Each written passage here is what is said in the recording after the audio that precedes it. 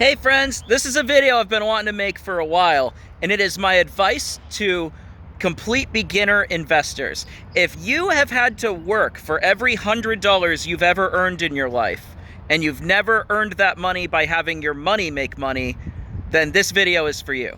And a big pet peeve of mine in the personal finance community is I see a lot of people offering advice to beginners that is more complicated than what they need, and it causes them to hesitate.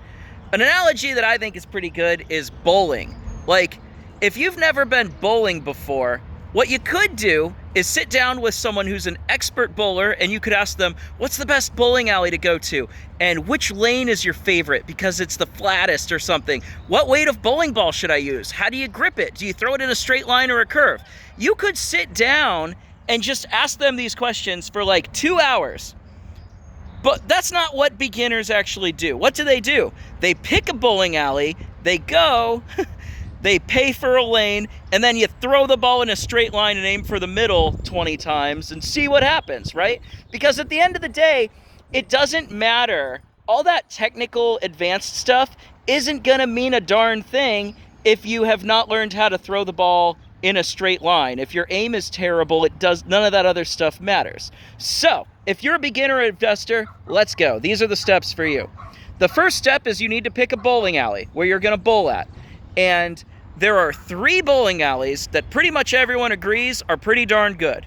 And those are Vanguard, Fidelity, and Schwab.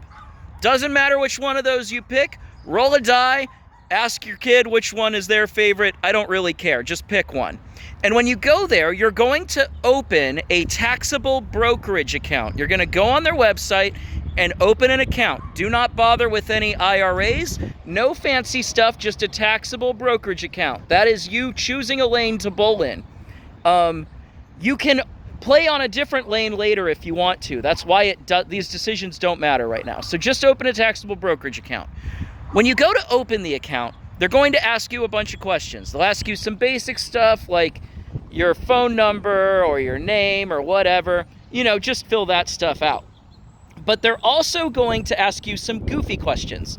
They'll ask you things like, are you married to a senator? Or they'll ask you some like really weird financial questions. Do you have more than $3 billion in a company or something like that?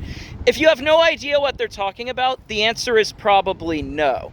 For just a normal person like me, those questions do not apply. Just say no. They will also ask you some questions about what type of investing you'd like to do. What are your goals with this money that you're investing? The reason they're asking you those questions is they're trying to make a profile on you so that they can offer you paid financial advising. So, when they ask you those questions, click whatever you want. Say you want to be really aggressive. Who cares? You're not going to actually use any of their paid advice. You're going to just buy and sell investments on your own. They're trying to link you up with a bowling coach that's going to make your bowling more expensive. You don't want one. You can just go on the internet and learn everything you need for yourself later on. And that's it.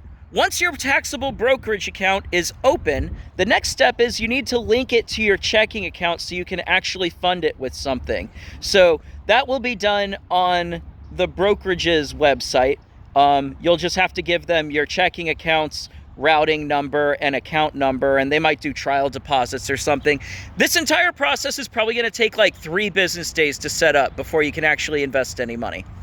So once your checking account is linked, I want you to send over $75. Okay, that's it. We're just playing our first game of bowling here.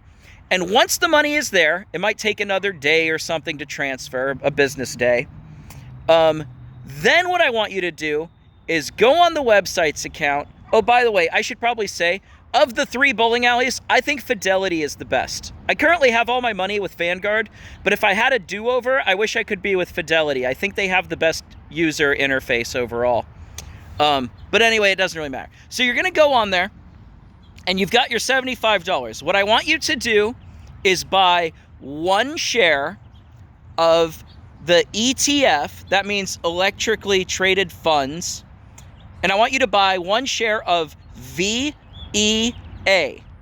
What that's going to do is it's going to give you a small piece of hundreds of different companies and it's only going to cost you like $50 to do it. The reason I'm choosing VEA is it's very, very cheap. You only need about $50 to get started to buy a single share.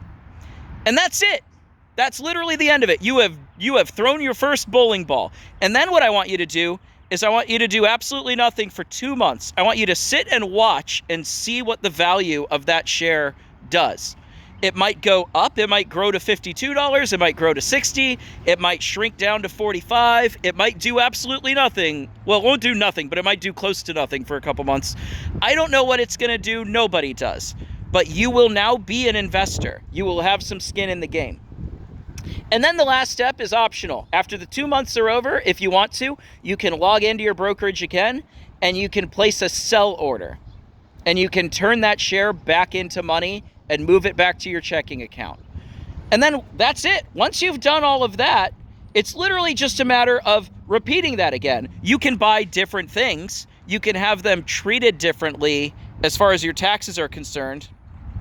And I will leave that up to you, because you will find thousands and thousands of hours of bowlers arguing about which weight of bowling ball is best. And at the end of the day, you just got to choose for yourself. But once you do that, you're good to go. One last thing I should include is when you go to place the buy order, it's going to look a little confusing. You'll just tell it you want to buy 1 share, and then just do a market order. Or if you want, you can do a limit order. A limit order, you just tell them what the maximum you're willing to pay is for it. So do a limit order at $75 or something, just to make sure it doesn't spend all the money that you've got.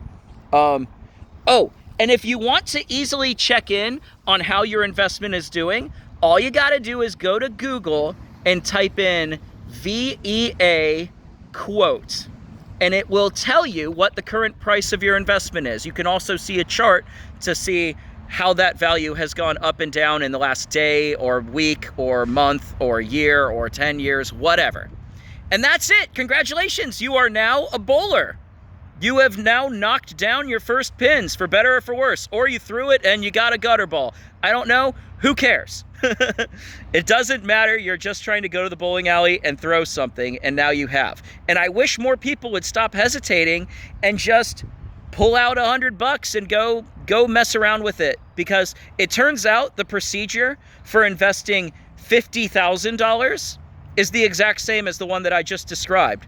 It's just, instead of typing in you want to buy 1 share, just tell them you want to buy 1,000 shares. Great, now you've invested $50,000. That's literally it. Like, it's the same process, and now you'll know how to do it.